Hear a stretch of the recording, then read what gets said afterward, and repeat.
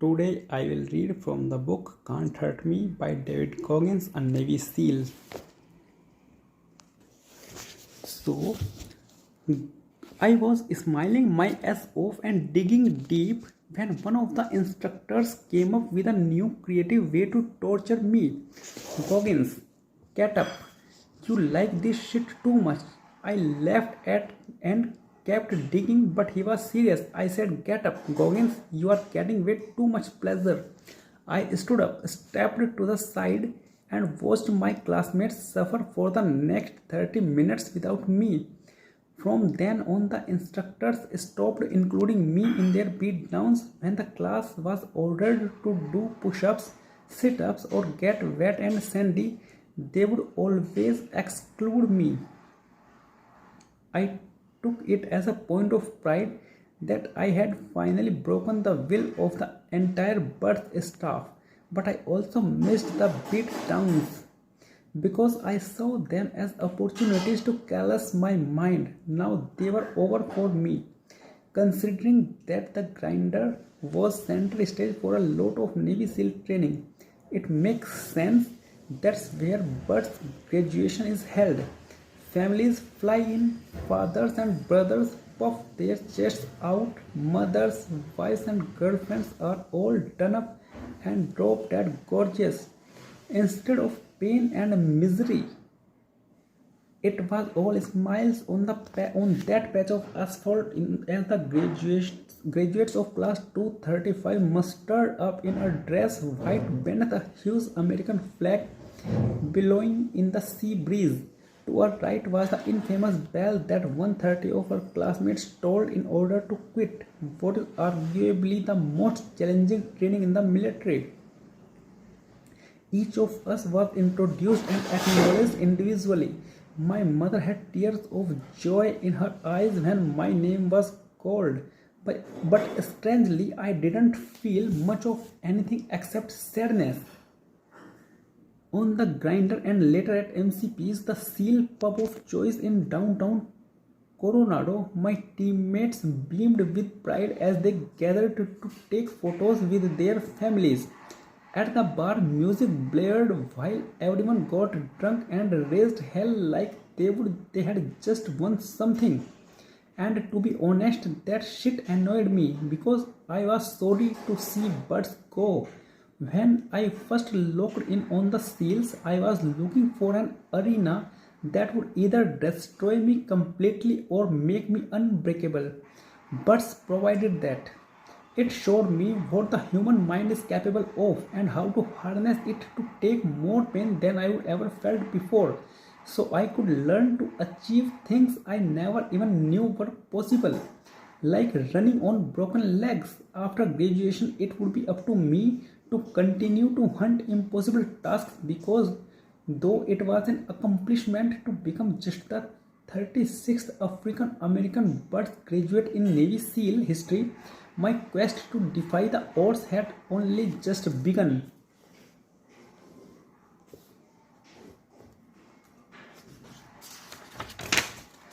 Challenge number 5. It's time to visualize. Again, the average person thinks 2000 3000 thoughts per hour rather than focusing on bullshit you cannot change. Imagine visualizing the things you can. Choose any obstacle in your way or set a new goal and visualize overcoming or achieving it. Before I engage in any challenging activity, I start by painting a picture of what my success looks and feels like. I will think about it every day, and that feeling propels me forward when I am training, competing, or taking on any task I choose. But visualizations isn't simply about daydreaming of some trophy ceremony, real or metaphorical. You must also visualize the challenges that are likely to arise and determine how you will attack those problems when they do. That way, you can be as prepared as possible on the journey. When I show up for a foot race now, I drive the entire course first, visualizing success but also potential challenges, which helps me control my thought process. You can't prepare for everything, but if you engage in strategic visualization ahead of time, You will be as prepared as you possibly can be. That also means being prepared to answer the simple questions: why are you doing this? What is driving you toward this achievement? Where does the darkness you are using as fuel come from? Where does the darkness you are using as fuel come from? What has calloused your mind? You will need to have those answers at your fingertips when you hit a wall of pain and doubt. To push through, you will need to channel to push through, you will need to channel your darkness, feed off it, and lean on your callous mind. Remember, visualization will never compensate for work undone. You cannot visualize all the strategies I employ to answer the simple questions and win the mind game are only effective because I put in work. It's a lot more than mind over matter. It takes relentless self-discipline to schedule suffering into your day every day. But if you do, you will find that at the other end of that suffering is a whole other life just waiting for you. This challenge doesn't have to be physical, and victory doesn't always mean you came in the first place. It can mean you have finally overcome a lifelong fear or any other obstacle that made you surrender in the past. Whatever it is, tell the world your story about how you created your armored mind and where it has taken you. Chapter 6. It's not about a trophy. It's the title. Everything about the race was going better than I could have hoped. There were enough clouds in the sky to blunt the heat of the sun. My rhythm was as steady as the mellow tide that sloshed against the hulls of sailboats docked in the nearby San Diego Marina.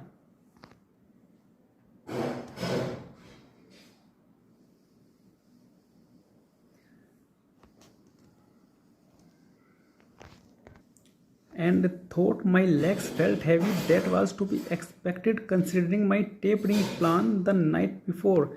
Besides, they seemed to be loosening up as I rounded a bend to complete my ninth. And though my legs felt heavy, that was to be expected considering my tapering plan the night before. Besides, they seemed to be loosening up as I rounded a bend to complete my ninth lap. My ninth mile, just an hour and change into a 24-hour race. That's when I saw John Mads, race director of the San Diego, one day eyeballing me at the start-finish line. He was holding up his whiteboard to inform each competitor of their time and position in the overall field. I was in fifth place, which evidently confused him. I offered a crisp nod to reassure him that I knew what I was doing, that I was right where I was supposed to be. He saw through that shit. Metz was a veteran, always polite and soft-spoken. It didn't look like there was much that could face him, but he was also a seasoned ultra-marathoner with 350-mile races in his saddlebag. He had either reached or topped 100 miles 7 times, and he had achieved his personal best of 144 miles in 24 hours when he was 50 years old. Which is why it meant something to me that he looked concerned. I checked my watch, synced to a heart rate monitor I wore around my chest. My pulse straddled my magic number line 145. A few days earlier, I would run into my old birds instructor SBG at Naval Special Warfare Command. Most SEALs do rotations as instructors between deployments, and SBG and I worked together. When I told him about the San Diego one day, he insisted I wear a heart rate monitor to pace myself. SBG was a big geek when it came to performance and recovery, and I watched as he scratched out a few formulas, then turns to me and said, "Keep your pulse steady between 140 and 145 and you will be golden." The next day he handed me a heart rate monitor as a race day gift. If you set out to mark a course that could crack open a Navy SEAL like a walnut, chew him up and spit him the fuck out. San Diego's hospitality point would not make the cut. We are talking about terrain so vanilla it's a downright serene. Tourists descend year-round for views of San Diego's stunning marina, which spills into Mission Bay. The road is almost entirely smooth asphalt and perfectly flat, save a brief 7-foot incline with the pitch of a standard suburban driveway. There are manicured lawns, palm trees, and shade trees. Hospitality Point is so inviting that disabled and convalescing folks head there with their walkers for an afternoon's rehab stroll all the time. But the day after John Matt chalked his easy 1 mile course, it became the scene of my total destruction.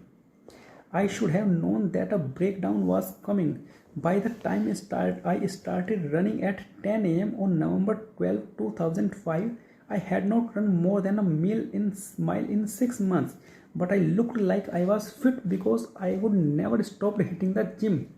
While I was stationed in Iraq on my second deployment with SEAL Team 5 earlier that year, I had gotten back into serious powerlifting and my only dose of cardio was 20 minutes on the elliptical once a week.